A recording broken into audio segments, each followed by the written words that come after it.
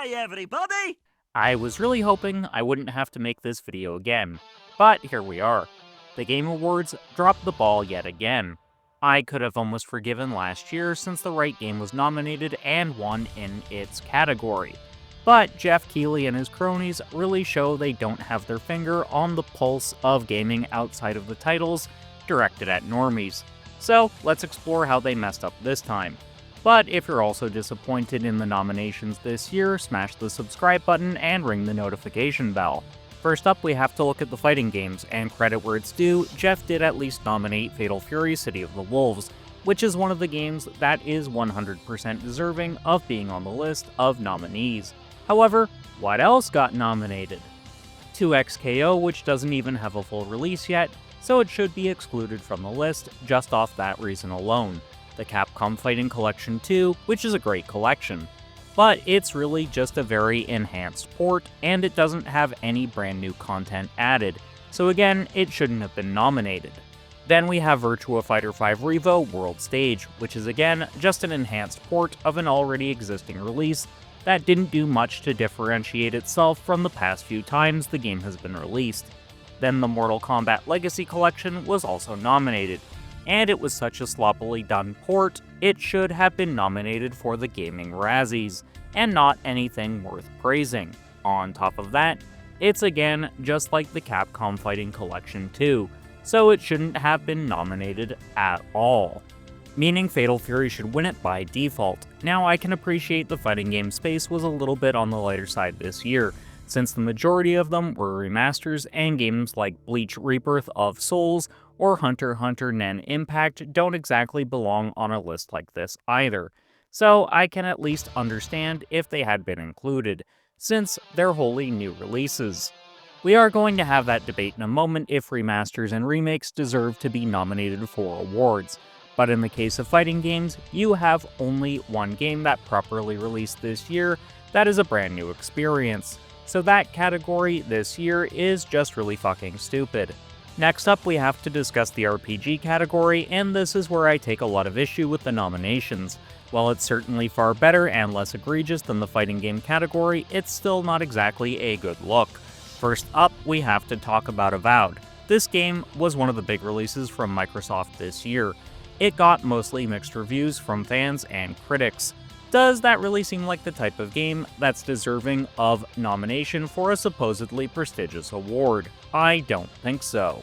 So Avowed literally has no business being on the bloody list. I can at least understand the inclusions of Kingdom Come Deliverance 2.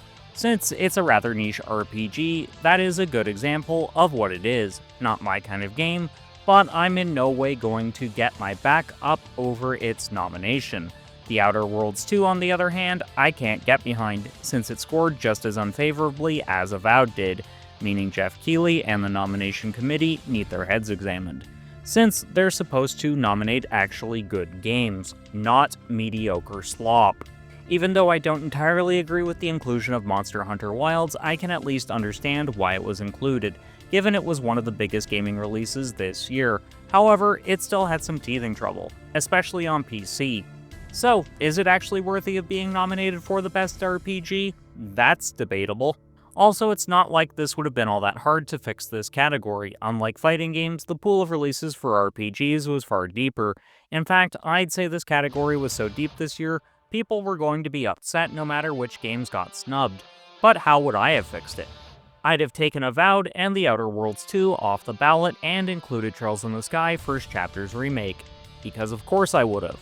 It was literally one of the best games released this year, and look at how highly it scored from both critics and players. This will tie into the remaster and remake debate later on, so keep watching. Digimon Story Time Stranger was also worthy of being nominated. Sure, it may not have gotten the best scores from critics, but it still scored higher there than the two games that I'd be excluding from the list.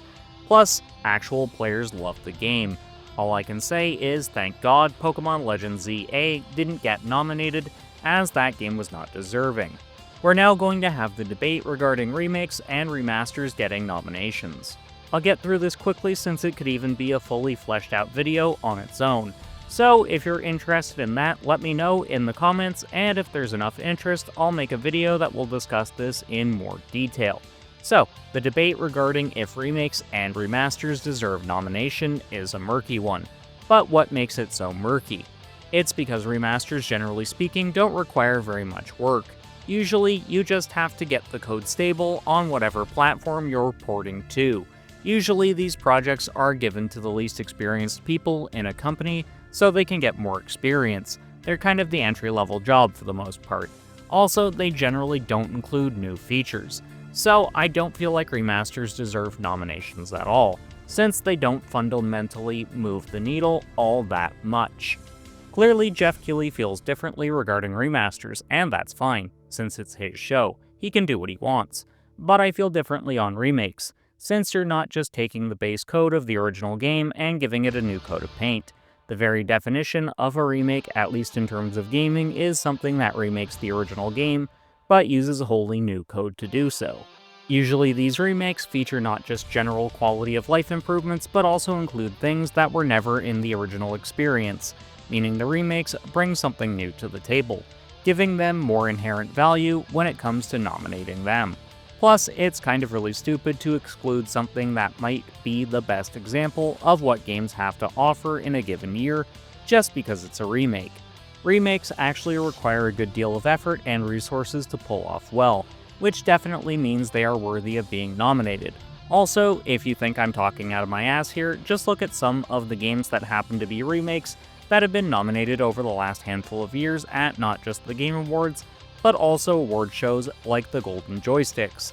That truthfully holds more weight. At least Trails in the Sky got nominated for something there. I could break down the other categories and how they got those wrong, but I truthfully don't really care, and I just wanted to hop on my soapbox for this one because I felt those two categories were especially egregious. The Game of the Year category is also pretty bad, but I'd rather spend my time doing something worthwhile, as I know enough numpties will have their panties in a twist over this video.